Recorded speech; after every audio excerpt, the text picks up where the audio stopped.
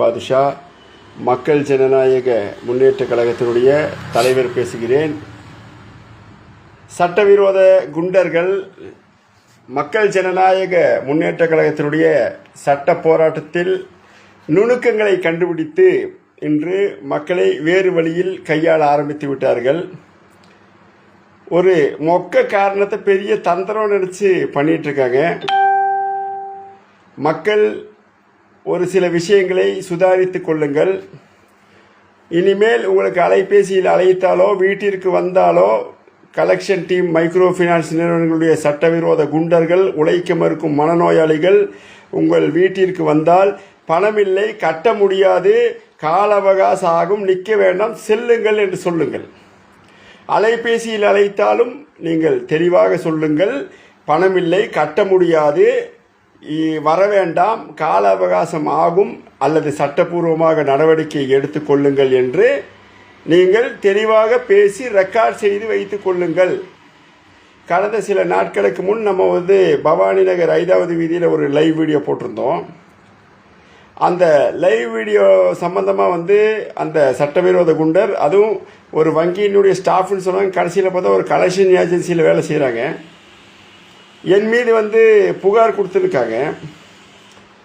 அவர்களே காவல் நிலையத்தில் சொன்ன ஸ்டேட்மெண்ட் என்னன்னா, இந்த மாதிரி நாங்கள் 24 பேர் கலெக்ஷனில் இருக்க நிறைய பேர் போய் நாங்கள் புகார் கொடுத்த இவர் மேலே சொன்னாங்க.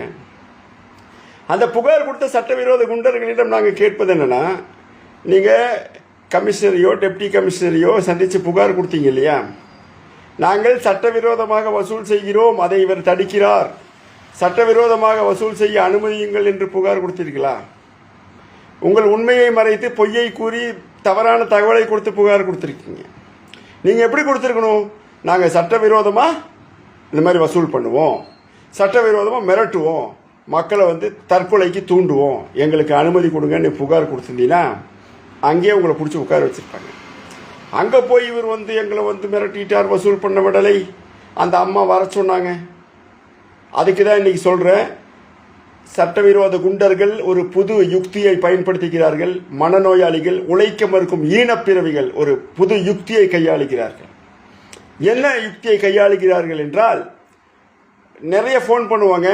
அலைபேசியில் அழைக்கும் போது நம்ம மக்கள் பயந்துட்டு ஃபோன் எடுக்க மாட்டாங்க. பயந்துட்டு ஃபோன் எடுக்காத போது என்ன பண்ணுறாங்கன்னு கேட்டிங்கன்னா, ஒரு 100 ஒரு 50 கால் 20 கால் 30 கால் விடாமல் அடிக்கும் போது அவங்க ஏதாச்சும் தொழில் வேலை செய்கிறோம் இல்லை வெளியே இருக்கணும், கூப்பிட்டு என்னம்மா பணம் வாங்கலையா, எப்போ கட்டுவேன், நான் வீட்டுக்கு தான் வந்துட்டுருக்கேன் அப்படின் போது, சரி வாங்க வெயிட் பண்ணுங்க அப்படின்னு ஒரு வார்த்தை சொல்லிட்டீங்கன்னா அதை மட்டும் ரெக்கார்ட் பண்ணி வச்சு காவல் நிலையத்தில் போய் புகார் கொடுக்குறானுங்க. மனநோயாளிகள், ஈன பிறவிகள். என்னான்ட்டு, சார் எங்களை வர சொன்னனால தான் போனோம், பாருங்கள் அந்த அம்மா எங்களை வீட்டுக்கு வர சொல்லியிருக்காங்க, வெயிட் பண்ண சொல்லியிருக்காங்க, அதுக்கு முன்னாடி 20 கால் 30 கால் எடுக்கலையே, அவர்கள் பணமில்லை சொன்னார்களே, அதெல்லாம் ரெக்கார்டில் காட்டுறதில்லை. என்ன ஆனால் எதை கொண்டு போய் காட்டுறாங்கன்னா, நம்ம ஏதோ ஒரு அவசரத்தில் இல்லை நீங்கள் வாங்க பார்த்துக்கலாம் அப்படின்னு சொல்லும்போது, உழைக்க மறுக்கும் சட்டவிரோத குண்டர்கள், ஈன பிறவிகள், மனநோயாளிகள் இப்போ ரொம்ப தெளிவாக யோசனை பண்ணி செய்கிற மாதிரி நம்ம சரி வாங்கன்னு ஒரு வார்த்தை சொல்லியிருந்தால் அதை ரெக்கார்ட் பண்ணி போய் காட்டுறாங்க. அதுக்கு முன்னாடி 20 கால் 30 கால் எடுக்கலையே, அதுக்கு முன்னாடி பேசியிருந்தா கூட எங்கள்கிட்ட பணம் இல்லை சொன்னோம், இல்லை முடியாது, எங்களால் இப்போ முடியாது சார், எங்கள் வீட்டில் கஷ்டம் இருக்குது சொன்னோமே, அதை ஏன்டா ரெக்கார்ட் பண்ணி கொண்டு போகிறதில்ல?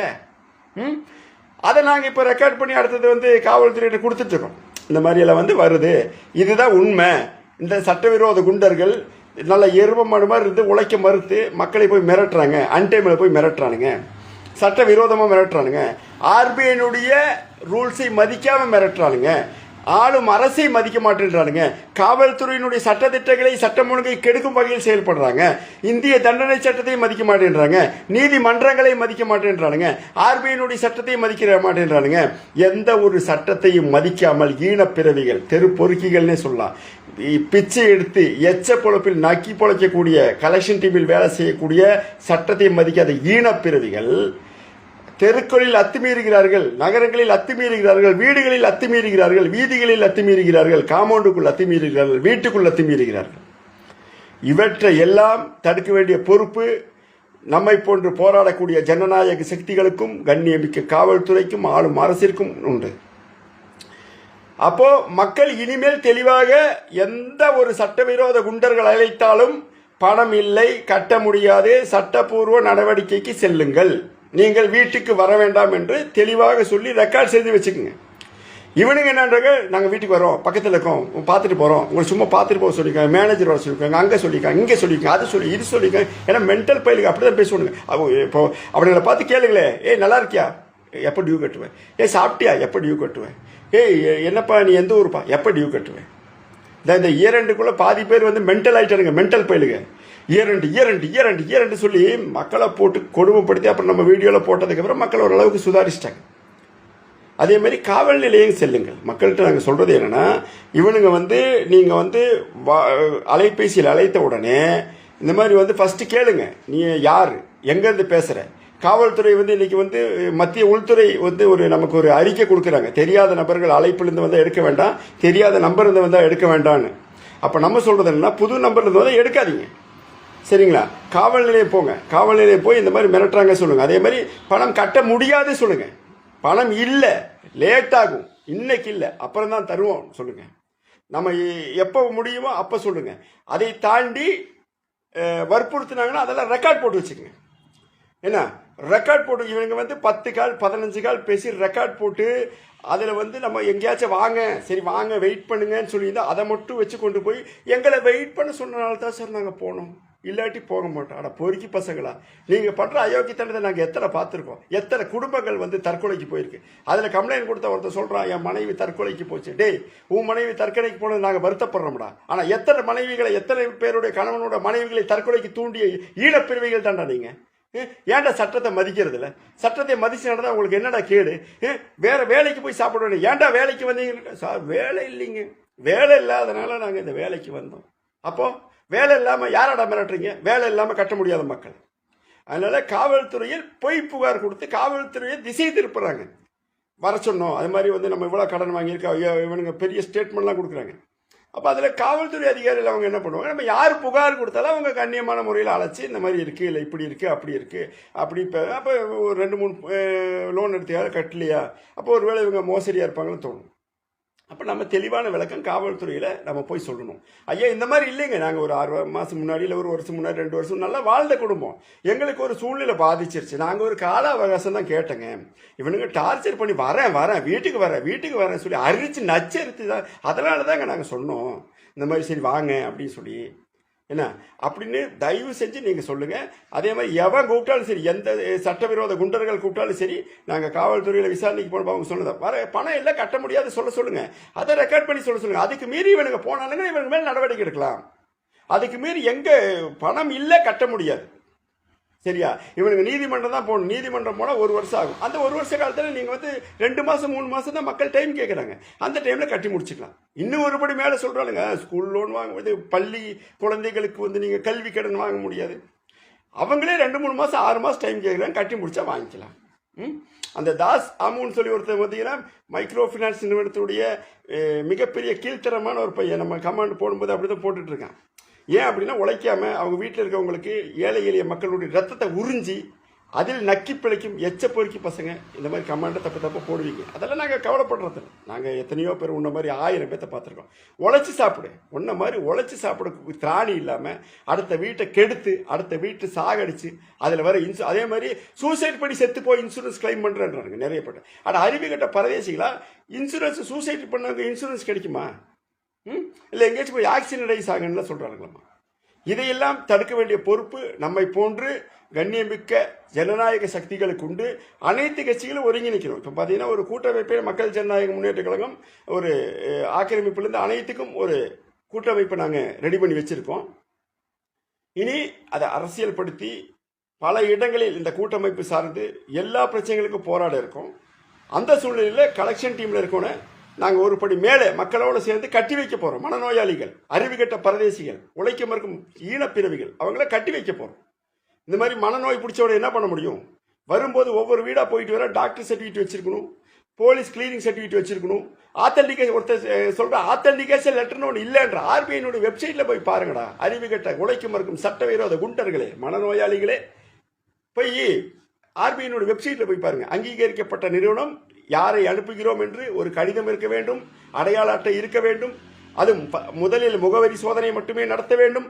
அதன் பிறகு மட்டுமே என்ன பண்ணணும், கலெக்ஷனுக்கு வரணும். இப்படியெல்லாம் சட்டம் இருக்கு. சட்டத்தை மதிக்கலன்னு வச்சுக்க, சட்டப்பூர்வமான போராட்டம் நாங்கள் செய்கிறோம். ஏற்கனவே சொல்லியிருக்கேன், தமிழகத்தினுடைய அனைத்து மாண்புமிகு முதல்வர், உள்துறை செயலாளர், தலைமைச் செயலாளர், காவல்துறையின் தலைமை இயக்குனர், மாண்புமிகு தலைமை இயக்குனர் மற்றும் ஒவ்வொரு மண்டலத்தினுடைய ஐஜிக்கள், மாண்புமிகு ஐஜிக்கள், அதே போன்று மாண்புமிகு மாவட்ட ஆட்சித்தலைவர்கள், மாண்புமிகு காவல் கண்காணிப்பாளர்கள் வரை 20 பக்கம் கொண்ட கடிதத்தை அனுப்பி அந்த அக்னாலஜ்மெண்ட் கார்டில் எல்லாமே வச்சுருக்கோம். நாங்கள் இனி போராட்டத்தை தீவிரப்படுத்த போகிறோம். என்ன தீவிரப்படுத்த போகிறோம், ஒவ்வொருத்தரையும் பிடிச்சி கட்டி வைப்போம். கட்டி வச்சு காவல்துறையை கூப்பிட்டு லைவ் வீடியோவில் தான் கட்டி வைப்போம். இல்லாட்டி அவனுங்க அடிச்சே வெட்டினா குத்துருவேன்றாங்க. டேய் பொறுக்கி பசங்க, உங்களை நாங்கள் சட்டத்தை மீறி வர்றதை நீங்கள் இது வரைக்கும் 8 வருட காலம் சட்டத்தை மீறி ஒரு போராட்டம் நடத்தியதாக மக்கள் ஜனநாயக முன்னேற்ற கழகத்தின் மீது ஒரு வழக்கு இல்லை. அந்த அளவிற்கு ஒரு கண்ணியத்தோடும் கண்ணியமிக்க காவல்துறை ஒரு அரவணைப்போடும் எங்களை அறிவுறுத்தி ஒரு நல்வழிப்படுத்தக்கூடிய இடத்தில்தான் மக்கள் ஜனநாயக முன்னேற்ற கழகமும் மக்கள் ஜனநாயக முன்னேற்ற கழகத்தின் போராளிகளும் உள்ளோம். ஆனால் உங்களை போன்ற ஈனப்பிறவிகள், உழைக்க மறுக்கும் மனநோயாளிகள், சட்டவிரோத குண்டர்கள் மக்களை மிரட்டுவீர்கள் என்றால் நிச்சயமாக அடுத்த கட்ட போராட்டம் இன்னும் வலுப்பெறும். உங்களை எல்லாம் கதற கதற வைப்போம். இப்போவே எல்லா டிஸ்ட்ரிக்ட்லையும் கதறி ஓடிக்கிட்டு இருக்கீங்க. பெண்களை மிரட்டுறது வெக்கமா இல்லடா? வல்ல ஒவ்வொருத்தரையும் பார்த்தா அப்படி இருக்கு, குண்டா இருக்கீங்க. குண்டர்கள் சொல்ல தப்பே இல்லை, உருவத்தை வச்சு சொல்லக்கூடாது. இருந்தாலும் சொல்கிறேன், போய் உழைச்சி சாப்பிடலாம்ல. உங்கள் வீட்டுக்கு உழைச்சி கூட, நான் ஃபேப்ரிக் பிஸ்னஸ் பண்ணுறேன்டா, என் கூட இருக்க அத்தனை பேர் ஒவ்வொரு பிஸ்னஸ் பண்ணுறாங்க. ஒவ்வொரு வணிகம் செய்யக்கூடியவர்கள், சிறு சிறு வணிகம் செய்யக்கூடியவர்கள், தினமும் 1000 2000 உழைத்து சாப்பிடக்கூடியவர்கள். நாங்களாம் வந்துட்டு எந்த அளவிற்கு எங்களுடைய பணத்தை போட்டு மக்களுக்காக வேலை செஞ்சு ஓடி ஆடி வேலை செய்கிறோம். ஆனால் கொஞ்சம் கூடி குளிக்கிறமோ இல்லையா, ஒரு பேண்ட் ஷர்ட்டை போட வேண்டியது, குளிக்கமோ இல்லையா வீட்டுக்கு போக வேண்டியது. அதே மாதிரி நிறைய என்ன சொல்கிறது, மது அருந்தி விட்டு மிரட்டுவது, பல மதுக்கூடங்களில் உட்காந்து கால் பண்ணுறது, அங்கே உட்காந்து ஒரு 4-5 பேர் இது பண்ணுறது. அதில் இவனுங்க வேறு டீம் சேர்ந்துருக்கானுங்களாம்மா. டீம் சேர்ந்து எங்கள் மேலே புகார். டேய், டீம் சேர்ந்து நீங்கள் கொடுக்குற காவல்துறை ஆணையிட்ட போய் சொல்லணும், ஐயா நாங்கள் சட்டவிரோதமாக வசூல் பண்ணுவோம், சட்டவிரோதமாக மக்களை மிரட்டுவோம், ஐயா நாங்கள் சட்டவிரோதமாக மிரட்டுவோம், சட்டவிரோதமாக வீட்டுக்கு போவோம், பெண்களை மிரட்டுவோம், தற்கொலைக்கு தூண்டுவோம், இதுக்கு வசூல் பண்ண மக்கள் ஜனநாயக முன்னேற்ற கழகம் எதிர்ப்பு தெரிவிக்கிறது ஐயான்னு கொடுக்க வேண்டியதாண்டா. உண்மையாக சொல்லி கொடுக்க வேண்டியதானே. அங்கே போகும்போது மட்டும் ஐயா நாங்கள் எங்கள் வீட்டில் உள்ளவர்கள் தற்கொலைக்கு முயன்றார்கள், எங்களை வலைதளத்தில் ஆபாசமாக போட்டு விட்டார், அவமானப்படுத்தி விட்டார், நாங்கள் தற்கொலைக்கு முயன்று விட்டோம். என்னடா உங்களால் அத்தனை குடும்பம் சாகும் போதெல்லாம் உங்களுக்கு தெரியலையாடா? பொண்டாட்டி தற்கொலைக்கு முயன்றா அது பெரிய குற்றம்னா அப்போ அத்தனை பெண்களும் பெண்கள் தானே, எல்லாரும் பெண்கள் தானே. நாங்கள் அதை உண்மையிலே வருத்தப்படுகிறோம். உங்களுடைய மனைவிகளாலும், உங்களுடைய அக்கா தங்கச்சி, உங்களோட அம்மாக்களும் அவர்களும் எங்கள் சகோதரிகள் தான். நாங்கள் அதற்கு நிச்சயமாக வருத்தப்படுறோம். அவங்களுக்கு இந்த மாதிரி அவங்க எதுக்காக தற்கொலை முயன்றிருப்பாங்கன்னா, சரி ஈனப்பிறவி வேலைக்கு போய் சம்பாதிக்க மாட்டேனே, கருமம் பெண்களை போய் மிரட்டியிருக்கானே, அதை வீடியோவில் பார்க்குறோமே சொல்லி தற்கொலைக்கு முயன்றிருப்பார்கள். உழைச்சி சாப்பிட்டு நல்ல உழைப்பில், நல்ல சம்பாத்தியத்தில், நல்ல ஒரு வருமானத்தில், நல்ல உழைத்த திருப்தியில், அந்த காசில் நம்மளுடைய குடும்பத்திற்கு உணவளிப்பது தானே சாலை சிறந்தது. உங்களுக்கெல்லாம் நான் எல்லாம் கலெக்ஷன் ஏஜென்சி எடுக்கணும்னு நினச்சேன்னா, உங்களுக்கெல்லாம் 1000 இருக்கு. நான் ஏஜென்சி எடுக்கணும்னு சும்மா சொன்ன போது என் ஆஃபீஸ் வாசல் அத்தனை பேங்க் வெயிட் பண்ணணும். லட்சமாக கோடி அதே டேபிள் உட்காந்து சம்பாதிப்பேன். இப்படி எதிர்க்கிறது அப்படியே மக்கள்கிட்ட போய் அனுசரித்து வாங்கினாலே கோடியாக நான் வசூல் பண்ணி கொடுத்துருவேன். ஆனால் அது எந்த சூழ்நிலையிலும் இதுவரையில் மக்கள் ஜனநாயக முன்னேற்ற கழகம் ஒருவருக்கு பணம் நாங்கள் வாங்கி தருகிறோம் என்று சொன்னதில்லை. பாதிக்கப்பட்ட நீங்கள் வாங்கள், நாங்கள் உங்களுக்கு எந்த விதத்திலும் உதவி செய்கிறோம், சட்டப்பூர்வமாக நாங்கள் உங்களுக்கு கால அவகாசம் பெற்றுக் கொடுக்கிறோம், நீங்கள் தற்கொலைக்கு முயல வேண்டாம் என்பதைத்தானே நாங்கள் சொல்கிறோமே தவிர ஒருபோதும் நாங்கள் பணம் வாங்கி தருகிறோம் என்று இதுவரை நாங்கள் எங்கும் காவல் நிலையத்திலோ எந்த இடத்திலும் நாங்கள் சென்றதாக வரலாறு இல்லை. ஏன் இல்லை? பாதிக்கப்பட்ட மக்கள் பக்கம் நிற்பவன் தான் ஒரு நடுநிலையான, ஒரு சமூக போராளி, ஒரு மனிதநேயமிக்க சமூக சேவையாளர்கள் என்பதை நாங்கள் தொடர்ச்சியாக செய்து கொண்டே இருக்கிறோம். ஆனால் தற்போது பயத்தினால் என்ன செய்கிறீர்கள்? பதறுகிறீர்கள், கதறுகிறீர்கள். நாங்கள் அப்படி செய்தோம், இப்படி செய்தோம், இவர் மீது நாங்கள் 3 வழக்கு போட்டோம். டேய், என்ன வழக்குடா போட்டீங்க? ஒரு வழக்காச்சும் சொல்லுங்கடா. 3 வழக்கு போட்டோம், அவர் மீது வழக்கு உள்ளது. என்ன வழக்கு உள்ளது? சட்டவிரோத குண்டர்களே, நீங்கள் போட்ட வழக்கை காட்டுங்கள். ஒரு வழக்கு கூட எம்எல் இல்லை. எப்படி நீங்க வழக்கு இருக்குன்னு சொல்லுவீங்க? என்னென்ன சொல்லி அவதூறுகளை அள்ளி வீசணுமோ பண்ணி பார்க்குறீங்க. ஒன்றுமே நடக்க மாட்டேங்குது. உழைச்சி சாப்பிடுங்க. மீண்டும் சொல்கிறோம், உங்களை போன்ற சட்டவிரோத குண்டர்களும் எங்கள் சகோதரர்கள் தான். நீங்கள் திருந்தி சமூகத்தில் நாளை தந்தை பெரியார், அண்ணல் அம்பேத்கர், மார்க்ஸ் போன்றவர்கள் கண்ட கனவுகளை அனைவருக்கும் சமம், அனைவருக்கும் ஒரே மாதிரி இருக்க வேண்டும், அனைவருக்கும் ஒரு அதிகாரம் வேண்டும் என்ற ஒரு சூழ்நிலையை உருவாக்குவதற்கு உங்களை போன்ற சகோதரர்களும் வேண்டும். ஆனால் நீங்க என்ன பண்றீங்க? உழைக்கிறதுக்கு கஷ்டப்பட்டுட்டு ஒவ்வொருத்தெல்லாம் கூப்பிட்டு இடையில நிறைய ஏஜென்சி எடுத்தவங்க பூரா கெட்ட கெட்ட வார்த்தையில என்ன திட்டுறா. நானும் திருப்பி திட்டினேன், அவங்களும் திருப்பி திட்டினாங்க, நானும் திருப்பி திட்டினேன். உங்களை விட நாங்களாம் பிஹெச்டி முடிச்சுட்டு வந்திருக்கோம். ஆனால் நாங்கள் பொது வழியில் பயணிக்கிறனால சில நேரங்களில் நாம் என்ன பண்ணுறோம், கண்ணியத்தை காப்பாற்ற வேண்டும் என்று அதை கண்ணியத்தோடு பேசி வருகிறோம்.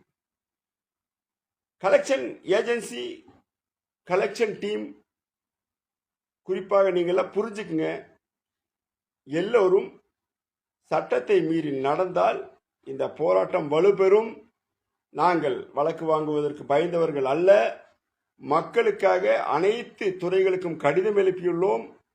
அந்த கடிதத்தால் எங்கள் மீது வழக்கு கூடி பதிய மாட்டார்கள். காரணம், நாங்கள் அவ்வளவு உங்களை போன்ற சட்டவிரோத குண்டர்கள், மனநோயாளிகள், ஈனப்பிறவிகள், உழைக்க மறுத்தும் உங்களுடைய நிலைப்பாடுகளை அங்குலம் அங்குலமாக அரசுக்கு கவனத்தை கொண்டு சேர்த்திருக்கோம். ஒவ்வொரு மாவட்ட காவல் கண்காணிப்பாளர், மாநகர காவல் ஆணையர்கள், ஐஜிக்கள், தமிழகத்தினுடைய அனைத்து அரசு துறைகளுக்கும் கொண்டு சேர்த்திருக்கோம். நிச்சயமாக ஒவ்வொருத்தரும் எங்களுக்கு ஒவ்வொரு கலெக்டரே ரிப்ளை கொடுத்துருக்காங்க. இது சம்பந்தமாக நாங்கள் காவல் கண்காணிப்பாளர், காவல் ஆணையருக்கு அனுப்பிச்சிருக்கோம், இது முடிக்கப்பட்டது என்று சொல்லி நாங்கள் உங்களுக்கு ரிப்ளை தரோம் சொல்லி கொடுத்துருக்காங்க. அதனால் இப்போவும் சொல்கிறோம், நாங்கள் இடையில கொஞ்சம் ஸ்லோ பண்ணிட்டோம், இனி ஸ்லோ பண்ண மாட்டோம். அடுத்தது ரொம்ப ஃபோர்ஸாக இருக்கும். ஒவ்வொரு வீட்லேயும் நீங்கள் சகோதரிகளை மிரட்ட ஆரம்பிச்சிங்க. ஐடி கார்டு அதே மாதிரி தான். ஐடி கார்டு வந்தால் பணம் கொடுக்கணும்ல, இல்லை, ஐடி கார்டு வந்தால் தான் பேசுவோம், ஆத்தென்டிகேஷன் லெட்டரோட வந்தால் தான் பேசுவோம், போலீஸ் கிளியரிங் சர்டிஃபிகேட்டோட வந்தால் தான் பேசுவோம், பதில் சொல்லுவோம். இப்போ கட்ட முடியாது, அப்போ கட்ட முடியும். அதனால் அன்பு மக்களே, இவர்களுடைய மிரட்டல்களுக்கு பயப்பட வேண்டாம், சூழ்ச்சிகளில் மாட்டிக்கொள்ள வேண்டாம். வீட்டிற்கு வராதே வராதே என்று சொல்லி ரெக்கார்ட் செய்து வைத்துக் கொள்ளுங்கள். காவல் நிலையத்தில் புகார் கொடுத்து இவர்கள் எல்லாம் சிறைச்சாலைக்கு அனுப்பும் பணியை மக்கள் ஜனநாயக முன்னேற்ற கழகம் முன்னெடுக்கும். நிச்சயமாக இனிமேல் இந்த மைக்ரோ பினான்ஸ் சட்டவிரோத குண்டர்கள் எங்காவது மிரட்டினால் அலையுங்கள். நீங்கள் முடிந்தவரையில் முதலில் காவல்துறைக்கு அலையுங்கள். தெரியாதவர்கள் வலைதளங்களில் எங்களுடைய நம்பர் வந்து அலையுங்க. நாமளும் காவல்துறை மூலமாக தான் நடவடிக்கை எடுப்போம். ஆனால் இனி ஒருத்தனை கூடி சமரசம் செய்ய மாட்டோம். நிச்சயமாக பிடிக்கும் ஒவ்வொரு சட்டவிரோத குண்டர்களையும் எஃப்ஐஆர் போடாமல் விட மாட்டோம். இனி மன்னிப்பு என்பதை இவ்வளவு நாள் நக்கி பிழைத்த உங்களுக்கு நாங்கள் கொடுக்க மாட்டோம். பல நாள் நக்கி பிழைத்து எங்கள் கால்களில் விழுந்து மண்டியிட்ட அத்தனை பேருக்கும் நாங்கள் இனிமேல் விட மாட்டோம். காவல் நிலையங்களை நாங்கள் அழைத்து செல்லும் போது பல ஐயோ இனி நாங்கள் செய்ய மாட்டோம், அங்கே செய்ய மாட்டோம், இங்கே செய்ய மாட்டோம். அதே மாதிரி எங்களுக்கு கட்சி சில கலெக்ஷன் ஏஜென்சி எடுத்துக்கணும், எங்களுக்கெல்லாம் கட்சி பலம் இருக்கு. ஏண்டா உங்க கட்சி தலைவர்கிட்ட கூப்பிட்டு கேள்றா, மக்களை போய் மிரட்டலாமான்னு. எந்த கட்சி தலைவர் உண்மையிலே உங்களுக்கெல்லாம் தெரிஞ்சிச்சுன்னா உங்கள் கட்சி தலைவர் விட்டு என்ன பேச சொல்லுங்க. நாங்கள் போய் மக்களை மிரட்டுறோம், இவன் விடமாட்டேன்றான், இவங்களோட டீம் விடமாட்டேங்குது, முன்ன மாதிரி இல்லை. இன்னைக்கு திருப்பூர், கோயம்புத்தூர், நீலகிரி, ஈரோடு, திண்டுக்கல், திருச்சி, இன்னும் பல இடங்களில் வந்து சேலம் வரைக்கும் வளர்ந்துட்டாங்க. ரொம்ப கஷ்டமாக இருக்குது, எங்களால் உழைச்சி சாப்பிட முடியல அப்படின்னு சொல்லி பேசுங்க. அதே மாதிரி ஓப்பன் சேலஞ்ச், யார் என்னோட இந்த சட்ட விரோத குண்டர்கள் விவாதிக்க தயாராக இருக்கீங்களோ, நானே ஒரு டிவியில் இல்லை ஒரு யூடியூப் சேனலில், பிரபலமான யூடியூப் சேனலில் விவாதத்துக்கு நான் அழைக்கிறேன். எனக்கு அலைபேசி நம்பரை கொடுத்து என்னோடு விவாதம் செய்து, இல்லை நாங்கள் செய்யது சரி என்று உங்களால் திராணி இருந்தால், விவாதிக்கக்கூடிய ஒரு நேர்மை இருந்தால், கருத்தியலாக மோதக்கூடிய ஒரு இருந்தால், நீங்கள் அலைபேசி எண்ணை அனுப்பி வாருங்கள். நிச்சயமாக விவாதிப்போம். அதில் நாங்கள் தவறு செய்தால் திருத்திக் கொள்கிறோம், நீங்கள் தவறு செய்தால் இனிமேல் அந்த வேலைக்கு செல்லாத ஒரு சூழ்நிலைக்கு நாங்கள் உங்களை உருவாக்குகிறோம். அதற்கு திராணி இருந்தால் நிச்சயமாக சொல்லுங்கள், அலைபேசி எண்ணை பதிவு செய்யுங்கள். நான் நிச்சயமாக ஒரு பிரபலமான தொலைக்காட்சி அல்லது யூடியூப் சேனலை விவாதத்திற்கு நான் தயார் செய்து தருகிறேன். அனைத்து செலவுகளையும் நான் பார்த்துக் கொள்கிறேன். சரியா? அதனால இனிமே தயவு செஞ்சு இந்த மிரட்டல் உட்டல் வேலையெல்லாம் வச்சுக்க வேண்டாம். மக்கள் இனிமே கட்ட முடியாதுன்னு சொல்லிடுவாங்க. இதை தொடர்ச்சியாக எல்லா நிர்வாகிகளையும் லைவ் போட சொல்லியிருக்கேன். நம்மளோட இப்போவே நிறைய பேர் பார்த்துக்கிட்டு இருக்காங்க. நிச்சயமாக வந்து ஆயிரக்கணக்கில் இப்போதே பார்த்துட்டு இருக்கும்போது எல்லாரும் சொல்லுங்க, கட்ட முடியாது, வராத, வீட்டுக்கு வராத அப்படின்றத பதிவு செய்து வைங்க. காவல் நிலையம் சென்று நிச்சயமாக கண்ணியமிக்க காவல்துறை நமக்காக உதவி செய்யும். ஆளும் அரசும் இது மீது கடுமையான நடவடிக்கை எடுக்க வேண்டும். மாண்புமிகு தமிழ்நாடு காவல்துறை தலைமை இயக்குநர் அவர்கள் இந்த விஷயத்தில் கடுமையான நடவடிக்கைகளை வலியுறுத்த வேண்டும். இரும்பு கரம் கொண்டு இந்த உழைக்க மறுக்கும் சட்டவிரோத குண்டர்கள் மீது நடவடிக்கை எடுக்க வேண்டும் என்று கேட்டுக்கொண்டு தற்போது என்னுடைய நேரலைகளை முடித்துக் கொள்கிறேன். அன்பு சொந்தங்களே, நன்றி, வணக்கம். சேனலை ஷேர் பண்ணுங்க, லைக் பண்ணுங்க, சப்ஸ்கிரைப் பண்ணுங்க. ஃபைனலா அந்த மணி அடிக்கிறது மட்டும் மறந்துடாதீங்க.